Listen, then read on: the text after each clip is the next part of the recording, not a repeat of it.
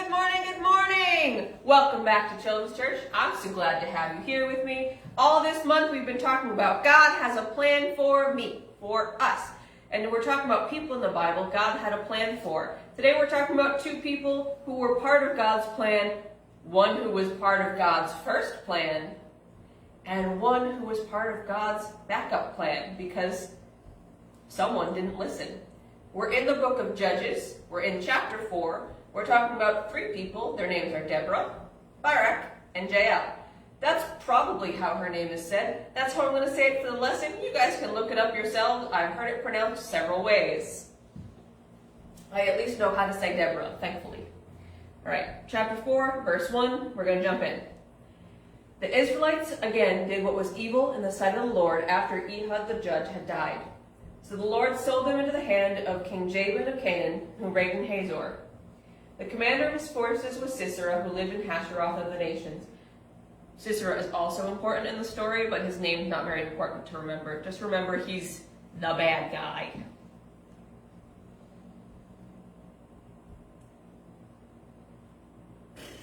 Hasheroth of the nations. Then the Israelites cried out to the Lord because Jabin had 900 iron chariots, and he harshly oppressed them for 20 years. Deborah, a woman who was a prophetess and the wife of Lapidoth, was judging Israel at the time. It was her custom to sit under the palm tree of Deborah between Ramah and Bethel in the hill country of Ephraim. And the Israelites went up to her for judgment. She summoned Barak, son of Abinoam from Kadesh and Naphtali, and said to him, "Hasn't the Lord, the God of Israel, commanded you, go deploy your troops on Mount Tabor and take with you 10,000 men from the Naphtalites and the Zebulites? Then I will lure Sisera, commander of Jabin's forces, his chariots, his army, at Wadi Kishon to fight against you, and I will hand him over to you." But Barak said to her, "If you will go with me, I will go, but if you will not go with me, I will not go."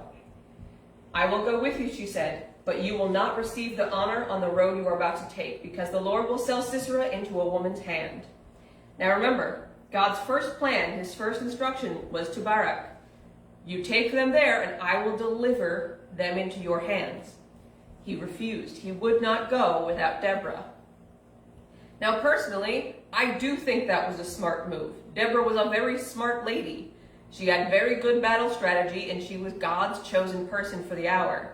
But that wasn't what God told him to do. So let's learn about the backup plan. Now Heber the Canaanite had moved away from the Canaanites. The sons of Joab, Moses' father-in-law, had pitched his tent beside the oak tree in Zananim, which was near Kadesh.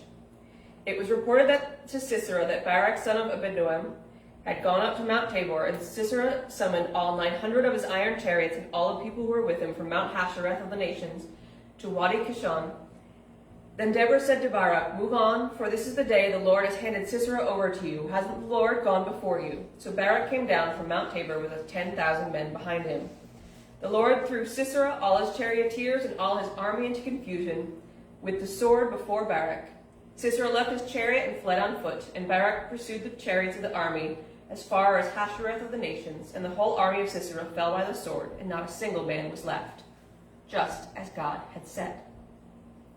Meanwhile, Sisera had fled on foot to the tent of Jael, the wife of Heber the Canaanite, because there was peace between Jabin king of Hazor and the family of Heber the Canaanite. Jael went to greet Sisera and said, "Come in, my lord. Come with me. Don't be afraid." So he went into her tent, and she covered him with a rug.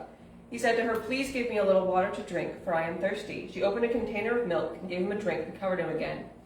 He said to her, "Stand entrance to the tent. If a man comes and asks you, 'Is there a man in here?' say no." And while he was sleeping from exhaustion, Heber's wife Jael took a tent peg, grabbed a hammer, and went silently to Sisera. That part's a little gruesome. We're going to skip over it. Sisera does not survive this encounter. We're just going to leave it at that. When Barak arrived in pursuit of Sisera, Jael went out to greet him and said, "Come, and I will show you the man you are looking for." So he went in with her, and there was Sisera lying dead. Skipping that part too. That day God subdued Jabin king of Canaan before the Israelites, and the power of the Israelites continued to increase against Jabin king of Canaan until they destroyed him. That one's hard to say. Jabin king of Canaan. Jabin king of... That's a tongue twister.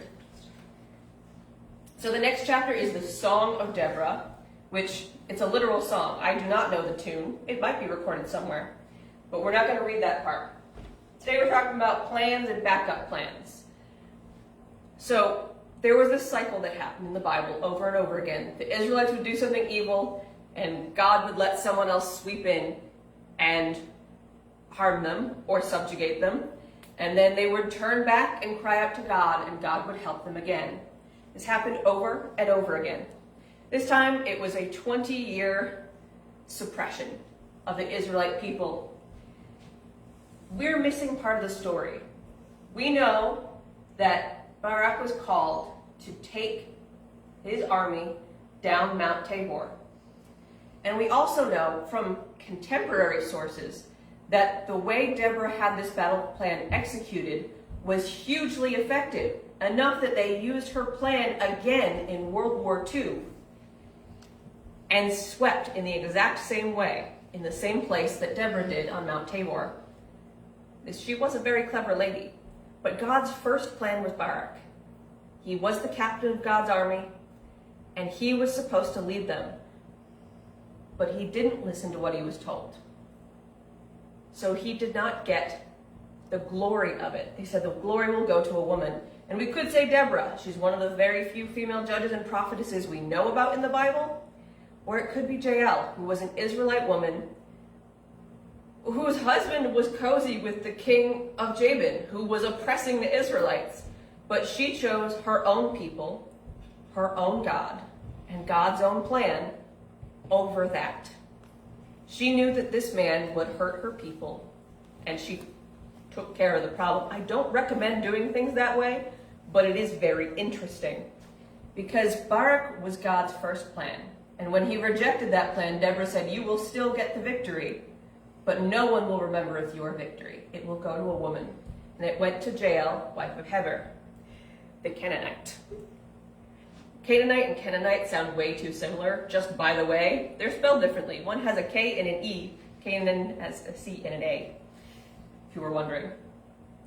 And I think that's really interesting because what I like to look at in Bible stories is who had a choice. And at every step of the way, Deborah chose to be part of God's plan. And every step of the way, Jael, who wasn't part of the original plan, chose to be part of God's plan.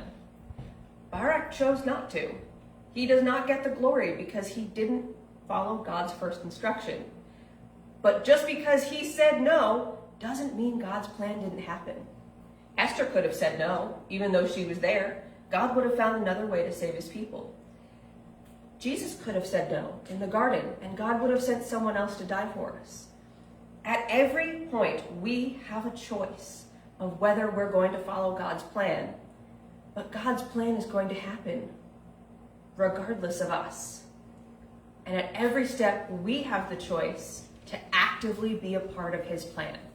And I think that's wonderful. We talked about Jeremiah a few weeks ago. And Jeremiah's words weren't successful in his own lifetime.